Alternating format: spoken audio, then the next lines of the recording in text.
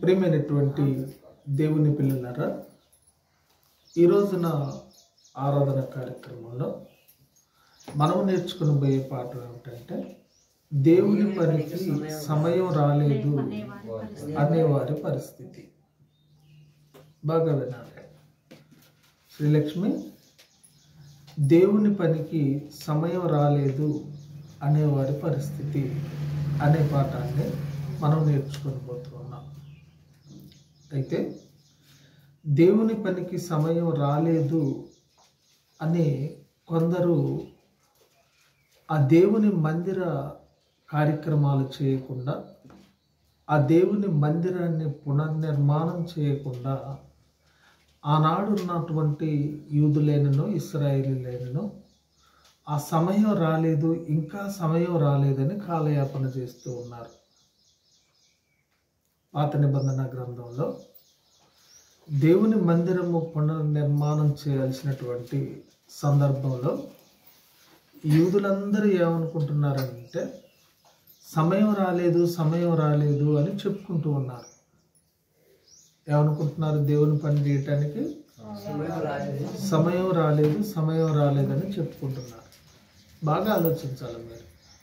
అయితే వాళ్ళు సమయం రాలేదు అని వాళ్ళు కాలయాపన చేస్తున్నప్పుడు వారి దగ్గరికి దేవుడు ప్రవక్తను పంపించాడు.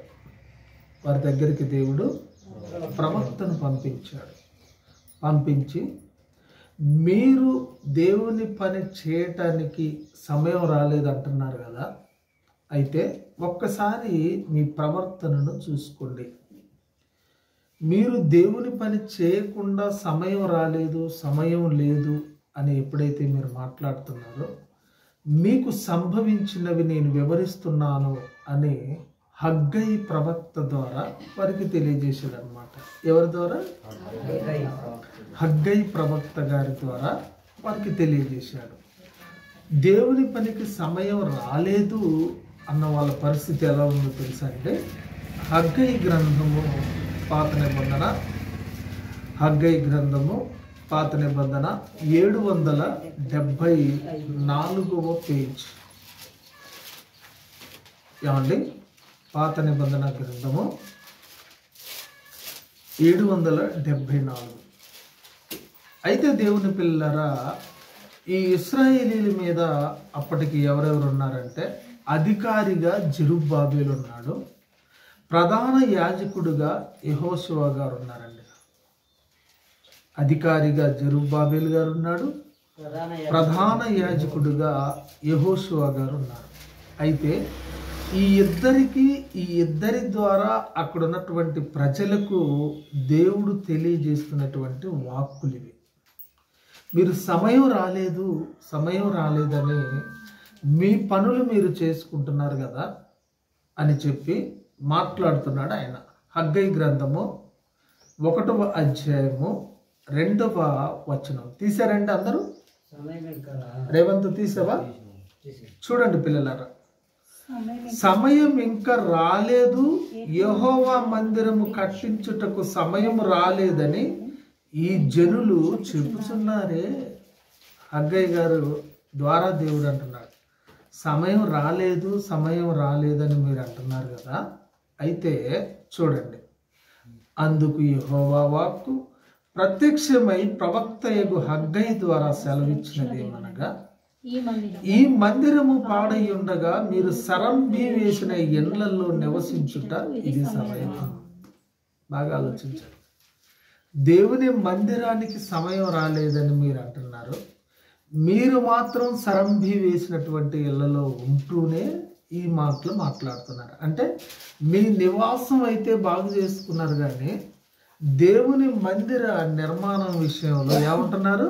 సమయం రాలేదు అంటున్నారు. అందుకంటున్నాడు దేవుడు, కాబట్టి సైన్యములకు అధిపతి యెహోవా సెలవిచ్చినదేమనగా, మీ ప్రవర్తనను గూర్చి ఆలోచించుకోండి. ఏమంటున్నాడు పాల్ గారు? మీ ప్రవర్తనను గురించి ఒక్కసారి ఆలోచించుకోండి. ఏంటి మీ ప్రవర్తన అంటే, ఏమంటున్నాడు?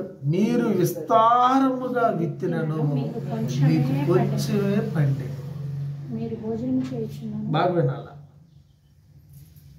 వాళ్ళంట సరంబి వేసిన ఇళ్లలో నివాసం చేస్తూ వాళ్ళ పరిస్థితికి వారు మంచిగా చూసుకుంటూ, దేవుని పని అనే అధికారి వచ్చిన, ప్రధాన యాజకుడు వచ్చిన వాళ్ళతో వీళ్ళు అంటున్నారు సమయం రాలేదని. అయితే నేను చెప్తున్నాను ఏమంటే, మీరు ఈ సమయం రాలేదనుకుంటూనే మీకోసం మీరు విత్తారు చూడు విస్తారంగా పంట. ఎంత పంట విత్తారంట వాళ్ళు? విస్తారమైన పంట విత్తారంట వాళ్ళు. మీరు విస్తారంగా విత్తినను మీకు కొంచెమే పండింది పంట. కారణం ఏమిటి? మీరు విస్తారంగా పంట విత్తారు, కొంచెమే పండింది. అప్పుడైనా ఆలోచించుకోవద్దా మీరు? మరలేమంటున్నారు? మీరు భోజనం చేయుచున్నను ఆకలి తీరట్లేదు, ఎంత తిన్నా కడుపు నిండట్లేదు వాళ్ళది. బాగా వినాలి సురేష్. భోజనం చేస్తున్నా ఆకలి తీరట్లేదు, పానము చేయుచున్న దాహము తీరట్లేదు. పంటేసినా పండట్లేదు, విస్తారంగా విత్తుతున్నారు పంటలు, దేవుని కార్యక్రమాలన్నీ పక్కనెట్టేశారు, విస్తారంగా వ్యవసాయం చేస్తుంటే కొద్దిగా పండుతుంది. బాగా కడుపు నిండాలని అన్నం తింటున్నారు, మనశ్శాంతి లేదు, ఆ కడుపు నిండట్లేదు. దప్పిక తాగుతూ ఉన్నారు, దప్పిక అవుతుంది కానీ అది దప్పిక ఆరట్లేదు. బాగా ఆలోచించారు. కొంతమంది ఎన్ని నీళ్లు తాగినా నా దప్పిక ఆరట్లేదు అంటారు ఒక్కొక్క సమయంలో. గుర్తుందా? వీళ్ళకి కూడా అదే పరిస్థితి అంట. ఎన్ని నీళ్లు తాగినా వాళ్ళ దప్పిక తీరట్లేదంట. ఇంకా బట్టలు కప్పుకొనుచున్నను చలి ఆగకున్నది. మీరు బట్టలు కప్పుకుంటున్నారు, మీ చలి ఆగట్లేదు. వ్యవసాయం చేస్తున్నారు, కొద్దిగా పండుతుంది. అన్నం తింటున్నారు, కడుపు నిండట్లేదు. దాహం వేస్తుంది, దప్పిక తీరట్లేదు, మనశ్శాంతి లేదు. మరలా ఇంకేమంటున్నాడు?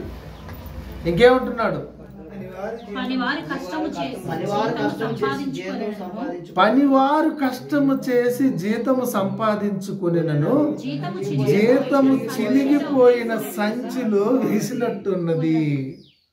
బాగా వినాలి. వాళ్ళకంట పనివారు ఎంత సంపాదించుకొచ్చినా సరే ఆ జీతం ఎక్కడుందంట? ఎక్కడ ఎత్తున్నారంట? ఆ సంచి ఎప్పుడైనా నిండుద్దా? నిండదు. మీ పనివారు సంపాదించుకొని తీసుకొచ్చిన జీతము మీరు సంచిలో వేస్తున్నారే, ఆ సంచికంట చిల్లు పడిందంట. ఆ సంచికంట ఏం పడిందంట? ఎప్పటికీ ఆ సంచి నిండట్లేదంట. కానీ ఈ ప్రవర్తన, ఈ పరిస్థితులన్నీ ఎట్లున్నా అధికారితోనూ ప్రధాన యాజకుడితోనూ వాళ్ళు ఏం చెప్తున్నారు? దేవుని పని అనగానే సురేష్ సమయం రాలేదు అంటున్నారు. సమయము రాలేదు అంటున్నారు. హగ్గై ప్రవక్త వారు చెప్తున్నారు ఈ మాటలు. మీరు సమయం రాలేదని మీ ఇళ్లలో మీరు ఉంటున్నారు కదా, మీరు సరంబి వేసిన ఇళ్లలో సేద తీరుతున్నారు కదా. అయితే ఒకసారి మీరు ఆలోచించారా? మీ పంట పండుతుందా? మీ దాహం తీరుతుందా? మీ కడుపు నిండుతుందా? ఎన్ని బట్టలు కప్పుకున్నాను మీ చలి ఆగుతుందా? ఇంకేమన్నాడు? మీ పనివారు తీసుకొచ్చిన జీతము సంచిలో వేసిన సంచికి చిల్లు పడి ఉన్నది. కాగా సైన్యములకు అధిపతియగు యెహోవా సెలవిచ్చినదేమనగా, మీ ప్రవర్తనను గూర్చి ఆలోచించుకోండి. ఏమండి, మీ ప్రవర్తన గురించి ఆలోచించుకోండి. కొంతమందిని గమనించండి, ఎంత కష్టం చేసినా మనశ్శాంతి ఉండదు, ఎంత పని చేసినా ఫలితం ఉండదు, ఎంత చాకిరీ చేసినా రెక్కలకు విశ్రాంతి దొరకదు, ఎంత ధనం ఉన్నా మనశ్శాంతి ఉండదు. వీళ్ళకి అవే దాపురించినాయి.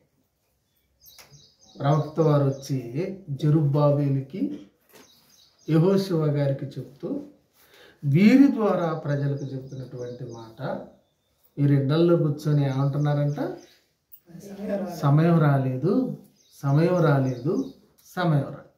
నేను చాలామందిని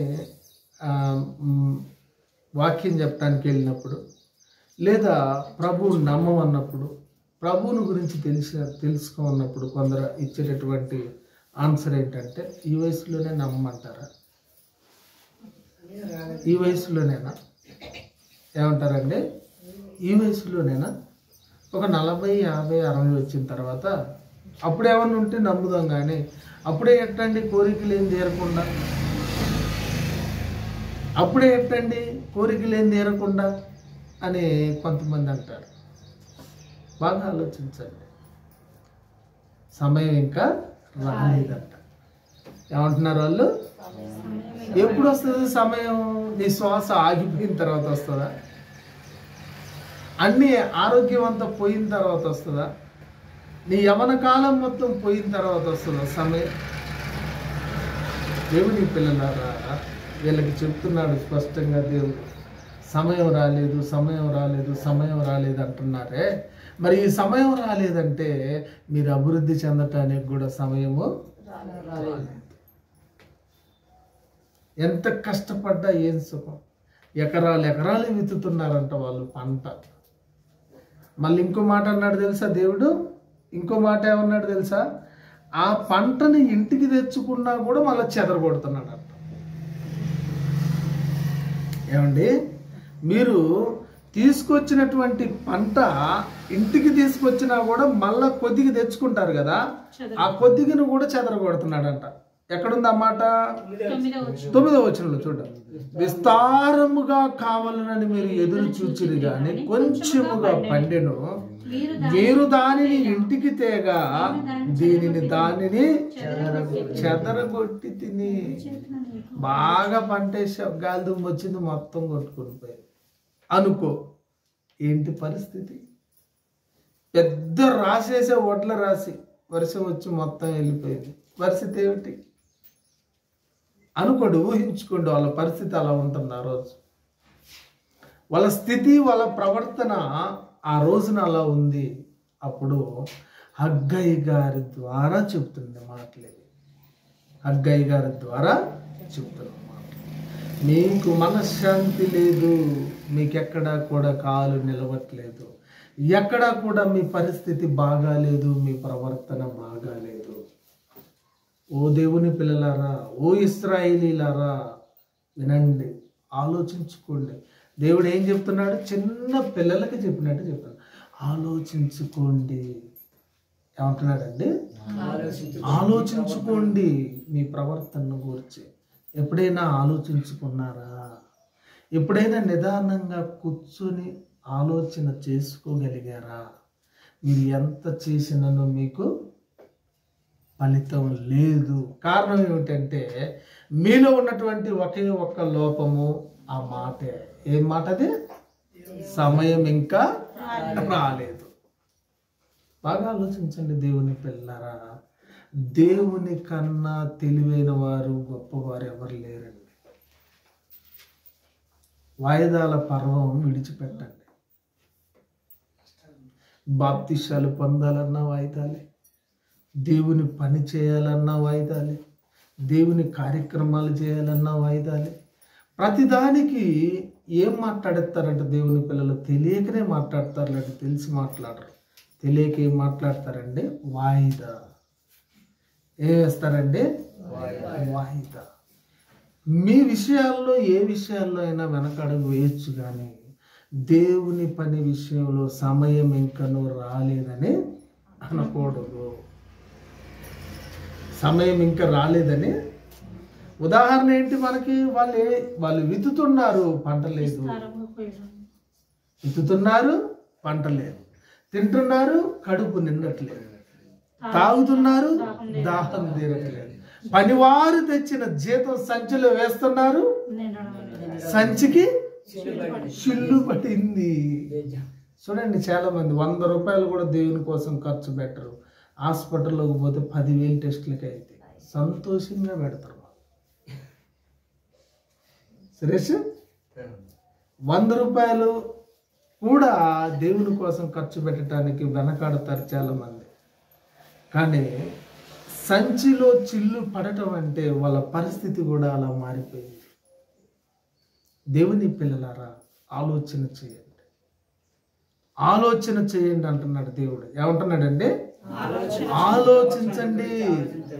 ఆలోచించండి మీ పరిస్థితి. ఏమంటున్నాడు?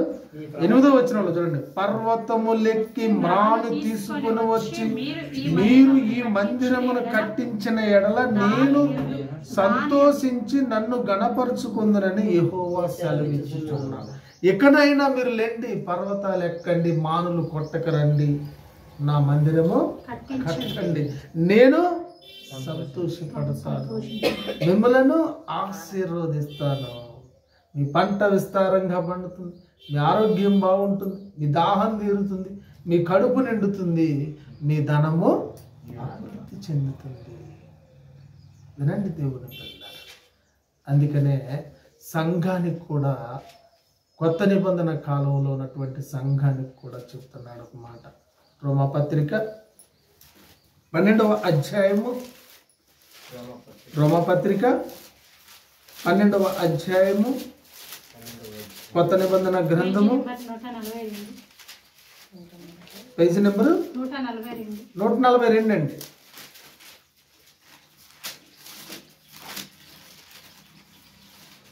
చూడండి, పేజీ నెంబర్ 142 అండి. అందరు తీయాలి. శ్రీలక్ష్మి, కొత్త నిబంధన తీసారా? చదువుతున్నాను. రోమపత్రిక 12వ అధ్యాయము 1వ వచనం. కాబట్టి సహోదరులారా, పరిశుద్ధమును దేవునికి అనుకూలమునైన సజీవ యాగముగా మీ శరీరములను ఆయనకు సమర్పించుకొనుడని దేవుని వాత్సల్యమును బట్టి మిమ్మును బ్రతిమాలుకొనుచున్నాను. రోమపత్రిక రాస్తూ పౌలు గారు సంఘానికి ఏం చెప్తున్నాడనంటే, మీ శరీరాలు దేవునికి అర్పించండి. మీ శరీరాలు దేవుని కోసం సమర్పించుకోండి. అంటే మీ శరీరం ద్వారా ఆయన పని చెయ్యండి. మీ శరీరం ద్వారా ఆయన పని చెయ్యండి. చేసేటప్పుడు విభేదాలు వస్తాయి. ఆమె గొప్ప, ఆయన గొప్ప, నేను గొప్ప, నువ్వు గొప్ప, ఇవి మీలో ప్రవేశిస్తాయి.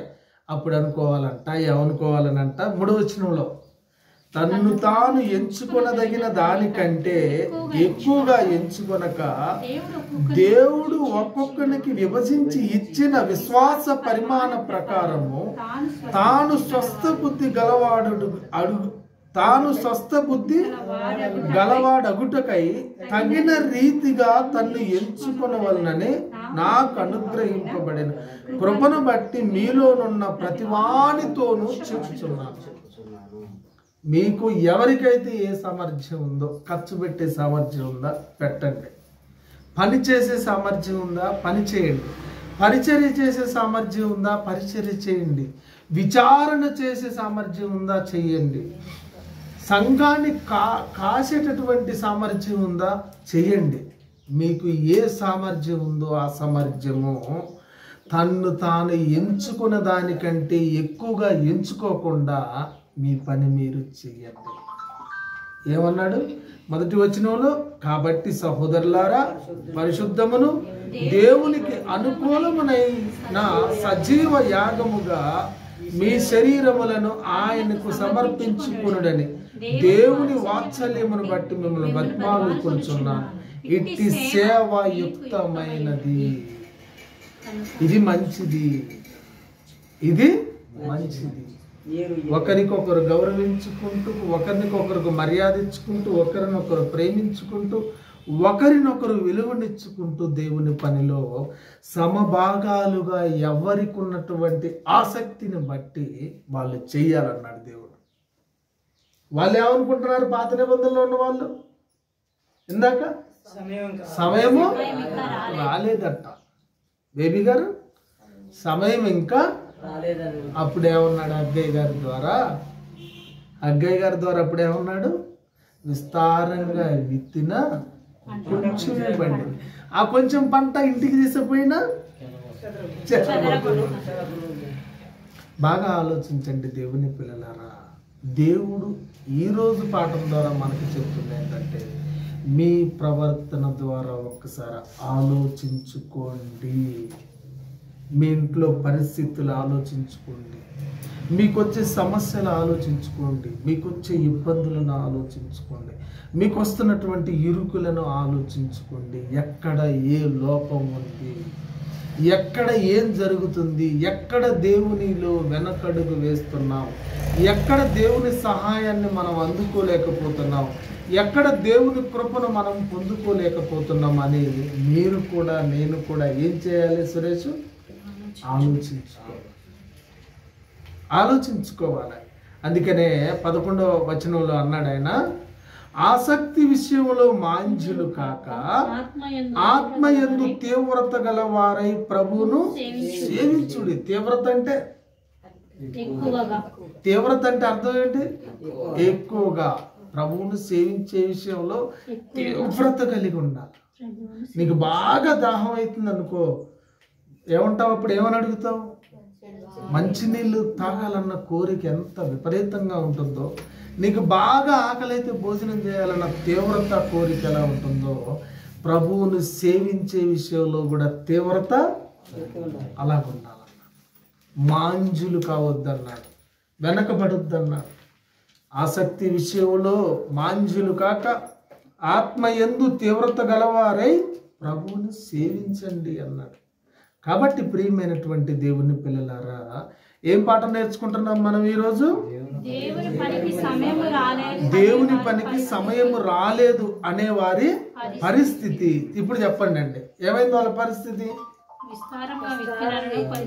విస్తారంగా విత్తిన పంట పండలేదు, ఆహారం తిన్నా కడుపు నిండలేదు, మంచినీళ్ళు తాగినా దప్పిక తీరలేదు, పనివారు జీతం తీసుకొచ్చి సంచిలో వేసిన సంచికి ఏం పడిందంట? చిల్లు పడిందంట. ఆ పండిన కొంచెం ఇంటికి తీసుకెళ్ళినా దేవుడు దానిని చెదరగొడుతున్నాడంట. కాబట్టి వారిని ఏమన్నాడంటే, దేవుడు ఆలోచించుకొని పర్వతములెక్కి మానులు తీసుకొచ్చిన మందిరము కట్టండి, అప్పుడు నాకు సంతోషం అన్నాడు దేవుడు. మరి ఈరోజు క్రైస్తవ జనాంగానికి కూడా చెప్తున్నటువంటి మాట ఏమిటంటే, మీలో ఒక్కొక్కరికి విభజించి ఇచ్చిన విశ్వాస పరిమాణం కొలది మీరు సజీవ యాగంగా మీ శరీరాలను ఏం చేయాలా? దేవునికి సమర్పించుకుని ఆత్మయందు తీవ్రత గలవారై ప్రభువును సేవించాలి. ఆయన పనుల్లో మనము ఆసక్తి కలిగి ఎక్కువగా ఆయన పని చేయాలి. అప్పుడు కొరింథీ పత్రికలో దేవుడు అన్నాడు, ఉత్సాహంగా ఇచ్చువారిని దేవుడు ఎంతో ప్రేమించును. కాబట్టి దేవుని పిల్లలారా, బాగా ఆలోచన చేయండి. మీకు అవసరత ఉన్నటువంటి ఏదైనా సరే, మీకున్నటువంటి శక్తి సామర్థ్యం మేర, మీకున్నటువంటి విశ్వాస పరిమాణం మేర దేవుని పనిని మీరు సక్రమంగా జరిగించాలి. ఏమండి, మీ పనిని సక్రమంగా మీరు జరిగించాలి అని చెబుతూ ముగిస్తూ ఉన్నాను పిల్లలారా. ఏం పాట నేర్చుకున్నాం మనము? దేవుని పనికి సమయం రాలేదు అనేవారే. కాబట్టి నేర్చుకున్న ప్రతి ఒక్కరు హృదయాల్లో భద్రపరుచుకొని ఆ మాటల ప్రకారం మీరు ఉండాలని ముగిస్తూ ఉన్నాను. ప్రార్థన చేసుకున్నామండి. ప్రేమ కలిగి పరలోకమందున్న మా తండ్రి దేవా, మీరు అనుగ్రహించిన కృప వలన పిల్లలకు చెప్పి ఉన్న తండ్రి, పిల్లలు విన్నారు, విని మనస్సులో భద్రపరుచుకొని ఆ మాటల ప్రకారం జీవించే కృపను వారికి నాకును అనుగ్రహించమని, వింటున్న ప్రతి ఒక్కరికి నీ ఇవ్వమని ప్రభు అయిన క్రీస్తు పేరిట ప్రార్థన సమర్పిస్తున్నాము తండ్రి. అందరికీ